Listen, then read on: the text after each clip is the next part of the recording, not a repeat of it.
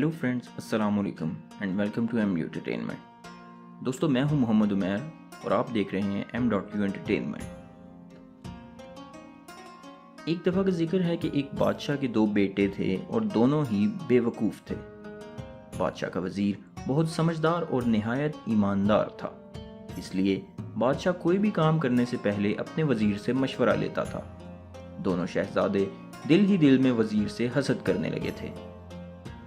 एक दिन दोनों शहजादे अपनी माँ के पास गए और इससे भी वजीर के खिलाफ शिकायत की। मलका ने बादशाह से कहा कि आप हमेशा अपने वजीर के इशारों पर चलते हैं, ऐसा ना हो कि कहीं लेने के देने पड़ जाएं। कभी शहजादों से भी मशवरा कर लिया करें, वो इतने बेवकूफ़ नहीं जितना आप इन्हें समझते हैं। आप इन दोनों से ज़रूर मशवरा किया करें, वरना इन बेचारों का दिल टूट जाएगा। बादशाह ने इसी वक्त अपने दोनों शहजादों को बुलाया और कहा कि मैं कल तुम दोनों का इम्तहान लूँगा। इस पर बड़े शहजादे ने कहा कि अब्बा जान, आप हमेशा हमारा इम्तहान ही लेते रहते हैं, कभी अपने वज़ीर का भी इम्तहान लीजिए। बादशाह ने कहा, देखो, तुम दोनों अपनी अक्ल, इल्म और तजर्बे में वज़ीर की बराबरी नहीं कर सकते। खैर, अगर तुम्हारी यही ज़िद है तो कल तुम्हारे साथ वज़ीर का भी इम्तहान लिया जाएगा, लेकिन शर्त यह है कि अगर तुम दोनों इम्तहान में नाकाम हो गए तो तुम्हें न सिर्फ वज़ीर से माफ़ी मांगनी होगी, बल्कि उसे अपना उस्ताद भी मानना पड़ेगा। दोनों शहजादे इस पर राज़ी हो गए। अगले दिन बादशाह दोनों शहजादों और वज़ीर को लेकर दूर जंगल में एक ऐसी जगह चला गया जहां मट्टी का एक बहुत बड़ा ढेर पड़ा हुआ था।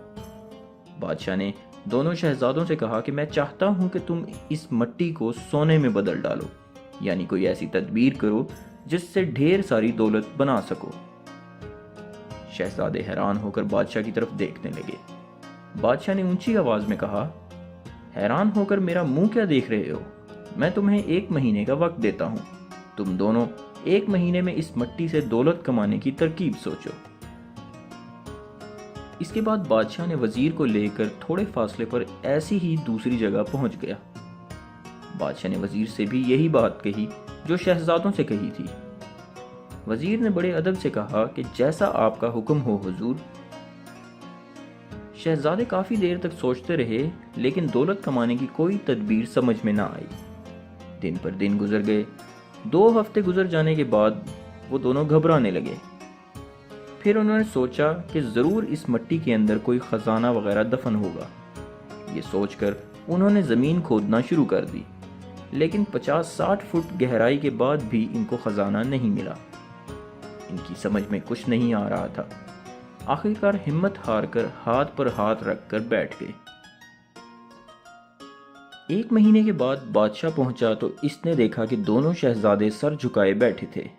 बादशाह को देखते ही वो खड़े हुए और अपनी नाकामी का एतराफ कर लिया। इसके बाद बादशाह अपने दोनों शहजादों को लेकर इस जगह पहुंच गया जहां वो वजीर को छोड़ कर गया था। वहां जाकर इसने देखा कि बहुत सारे कुम्हार मट्टी के बर्तन बना रहे थे और हजारों खूबसूरत बर्तन बनकर तैयार हो चुके थे। बर्तनों का ढेर देखकर बादशाह बहुत खुश हुआ।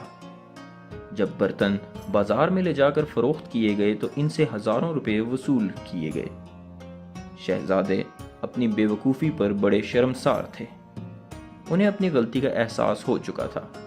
पहले उन्होंने वजीर से माफ़ी मांगी और फिर इसे अपना उस्ताद मान लिया। दोस्तों, वीडियो पसंद आने की सूरत में वीडियो को लाइक करें, शेयर करें और कमेंट सेक्शन में अपनी राय का इजहार ज़रूर कीजिए। अपना बहुत सा ख्याल रखिएगा। अल्लाह हाफिज़।